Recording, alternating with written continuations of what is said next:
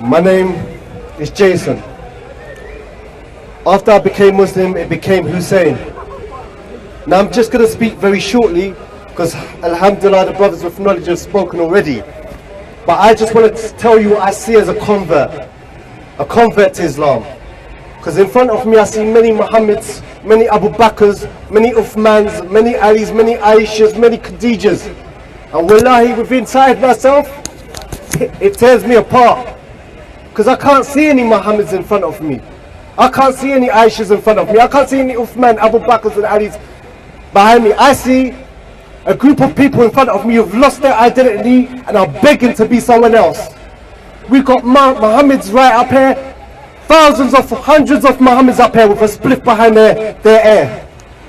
We've got Aishas there in short skirts, trying to turn every man's head. We've got Omars up here, you know what I'm saying, with slits in their eyebrows. And wallahi, when I look here, I don't see a people of honor. And I became Muslim in jail. After smoking, drinking and raving and so forth and living that life, doing crime, taking the shortcuts, living YOLO, I became Muslim. And just imagine I was ignorant enough to follow you guys. What would I be doing? I'm fasting in Ramadan. I'm staying away from sexual relationships. Imagine I followed the majority of Muslims here in Southall on Eid. What would I be doing? Wallahi, anyone here who's out here tonight, yeah, that says they respect Allah or they love Allah, wallahi, you're liars. I say to your face, in your face, I look you in the eyes, wallahi, you're liars. I tell you why. When someone insults the Prophet, you want to beat them up, you want to shout at them, you want to break windows because they insulted the deen. But for a month, you've been planning on this day, after fasting, after staying away from sex, after staying away from food and drink, you planned, you got your haircut for this, you got your clothing for this, you got your weed for this, you booked your tickets for the rave for this, and you made sure on Eid, I'm gonna get as high as possible, I'm gonna get as drunk as possible, I'm gonna dance with as much girls as possible, I'm gonna have as much sin as possible, and I don't give a damn about Allah. And I don't give a damn it's Eid. And I don't give a damn that Allah's al-Samad al-Herin, al-Basad al-Zin, al-Hakim the most wise. I'm gonna do it. Look at all these clowns. Up and down, up and down, up and down, blasting out their shirk music. Knowing that last knows a black ant on a black rock on a black night. But you said, I don't give a damn about Allah. I know it's haram, I know it's forbidden, I know Allah wouldn't like it, I know Muhammad wouldn't like it, I know Abu Bakr wouldn't like it, I know Umar wouldn't like it, I know Uthman and Ali wouldn't like it, but to hell with Allah, to hell with the companions. I'm gonna rave, I'm gonna smoke, I'm gonna drink, and I don't give a damn about Allah. So say you love Allah as much as you want, say I respect Allah as much as you want. If someone was going to take their shahada, if a new brother took his shahada, and he decided he was going to celebrate by smoking a big bag of weed, you would get angry. If someone went Hajj or Umrah and came back and decided they were going to celebrate by going down a pub and getting drunk, you would be mad. So how come you find it funny? How can you find it entertaining? After a month of fasting, you come down there, blast out your music, come down naked, smoking weed. Chain up girls, chain up boys, and you say I love Allah. Don't lie. But I'm gonna end now, but I'm just gonna say two things. You can't be both. You can't be both. You can either be a Muslim, or you can be a rude boy, or pretend to be a rude boy. But you can't be both, because a Muslim is someone that submits to Allah's will. And a rude boy is someone who obeys every rules apart from his own. So you can't be both. Many of you here, your name is Abdullah, Muhammad, Omar, Aisha, Fatima. But we are looking at your life. What is Abdullah about your life? What is Omar about your life? What is Aisha about your life? So I say to you this. You've got one life to live. And and you can choose to be whoever you want. And I'll be honest to you, as non-Muslims, as someone who's been in jail, when we see Muslim boys try to outbag, slitting their eyebrows, walking with their trousers down, walking with some space, we see you through you like double glazing. We know you're not bad. You were raised in a house with a mum that prays, a father that prays, a father that works. We know you're not bad. But I say to you,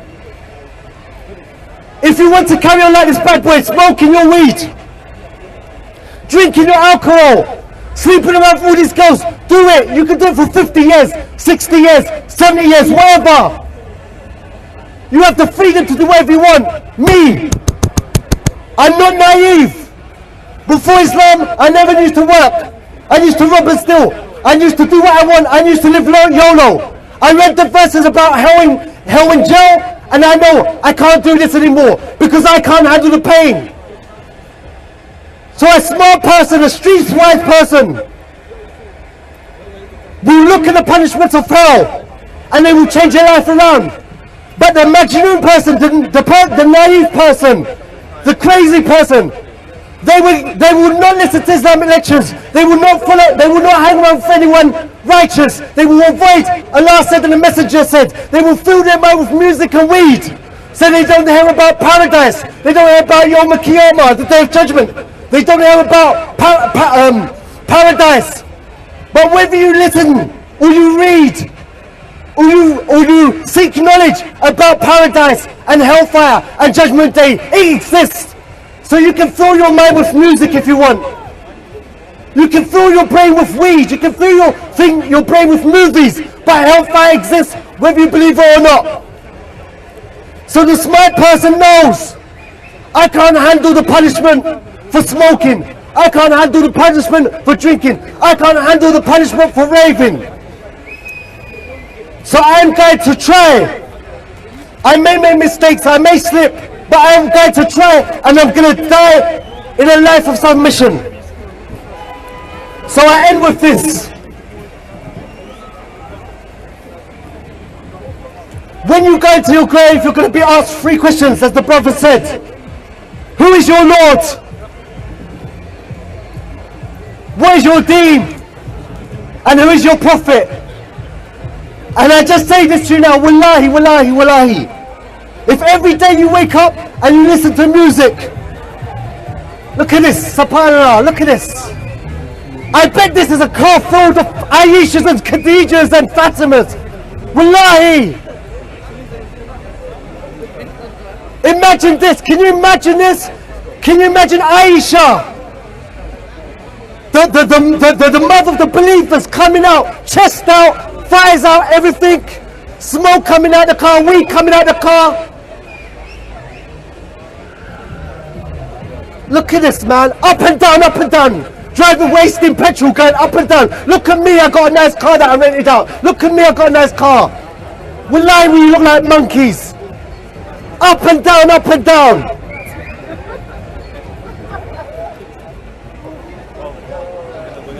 Yeah. So as I said, at the end of the day, you can't be both. You're either going to be a rude boy or you're going to be a Muslim. You're either going to be a hot chick or you're going to be Muslim. Look at these people, I swear to you, this is not our culture. You see all this nakedness and all these guys out here with the slits in their eyebrows and their earrings and their bloody legging trousers. This is not your culture. This is a culture of misguided people who don't even know how to do istinja. And you're following them in their looks and you're walking and you're talking and wallahi, wanna be Kim Kardashians, wanna be Beyonce's, wanna be Bollywood this and Bollywood this and mushrik this and mushrik that. Have some dignity, wallahi. I don't look up to misguided people, so I would say to you now, at the end of the day, look at this, look at this.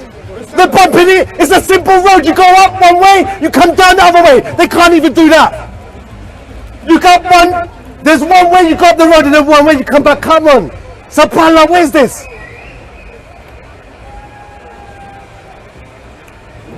The Instagram culture, look, I got to be seen. I don't care if I crush my rental, I got to be seen.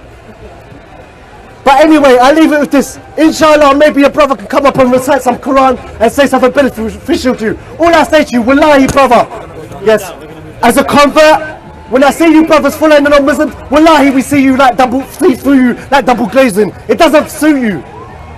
You come from a good home and a good family, so just be yourself.